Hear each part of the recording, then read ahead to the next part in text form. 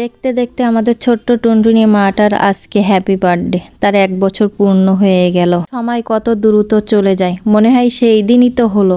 আর আজকেই তার 1 বছর হয়ে গেছে, মাশাআল্লাহ। আয়াত যেই শুনছে ইসরাত বাবুর হ্যাপি বার্থডে, সেই তো সে ঝটপট রেডি হয়ে গেছে। এবার জুতাটা আমি পরিয়ে দেব, তা বলতেছে মাম্মি তোমাকে পরিয়ে দিতে হবে না, আমি নিজেই পরে নেব।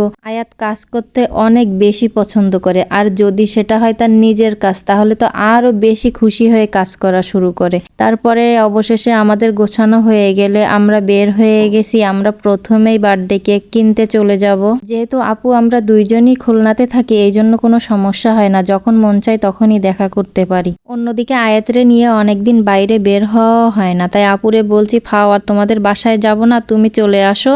আর আমরাও এদিক থেকে কেক নিয়ে বেবি ড্রিমে যাচ্ছি। 3 বোনে একসাথে খেলা করবে, আর ওখান থেকেই বার্থডে কেক কেটে তুমি তোমার বাসায় চলে যাবা, আমি আমার বাসায় চলে আসবো। যেই কথা সেই কাজ, আপু ওদিক দিয়ে রওনা দিয়েছে আর আমি এখান থেকে কেক কিনতেছি। আমার একটা অনেক পছন্দ হয়েছে, এর জন্য আমি কেকটা কিনে নিলাম, সাথে ইসরাত বেবির নামটাও লিখে নিচ্ছি। অন্যদিকে কেক দেখলে আমার আয়াতের মাথা খারাপ হয়ে যায়, সে একবার এটা দেখাবে একবার ওটা দেখাবে, কোনটা নিবে সে নিজেই কনফিউজড। অন্যদিকে আয়াতের আবার ললিপপের দিকে নজর গেছে, সে নাকি তরমুজ ললিপপ নিবে।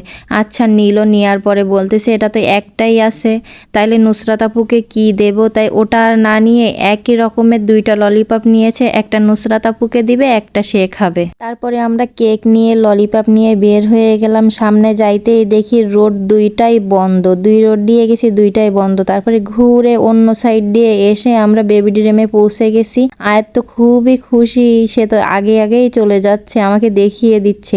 অলরেডি এখানে ইসরাত বেবিও চলে এসেছে, ইসরাত বেবি তো খুবই আনন্দ করতেছে।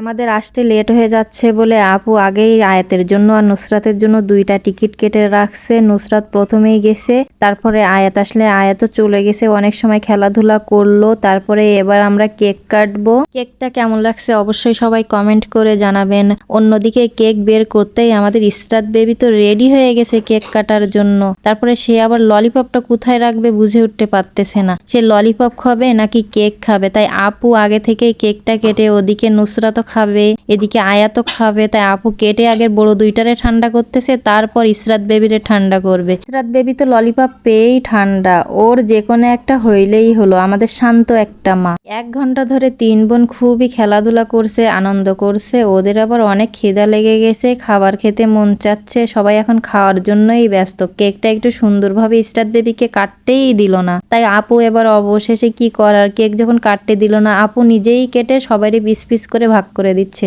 ওদিকে আয়াত খাচ্ছে, ওদিকে নুসরাত খাচ্ছে আর নাচতেছে, খুবই মজা করছে। এবার লাস্টে যে আমি একটু ইসরাত বেবিরে খাইয়ে দিলাম। বড় 2টা যুদ্ধ না থামিয়ে কি করে ছোটটারে খাওয়াই, আগে তাদের ঠান্ডা করছি, তারপরে ছোটটার খাওয়াইছি। ছোটটা এবার টুকটুক করে খাচ্ছে কত সুন্দর করে। তারপরে সবার খাওয়া কমপ্লিট হয়ে গেলে আপুর বাসায় রওনা হয়ে গেছে, আমি আমাদের বাসায় রওনা হয়ে গেছি। আজকে একসাথে 3 বোনের খেলার ভিডিওটাও আপলোড দিলে অনেক বেশি বড় হয়ে যাবে ভিডিওটা, এই জন্য আজকে আর শেয়ার করলাম না। নেক্সট ভিডিওতে 3 বোনের খেলার ভিডিও শেয়ার করব। সবাই ভিডিওটা শেষ পর্যন্ত দেখবেন, ভালো লাগলে অবশ্যই লাইক কমেন্ট শেয়ার করে পাশে থাকবেন। সবাই ভালো থাকবেন, সুস্থ থাকবেন, আল্লাহ হাফেজ।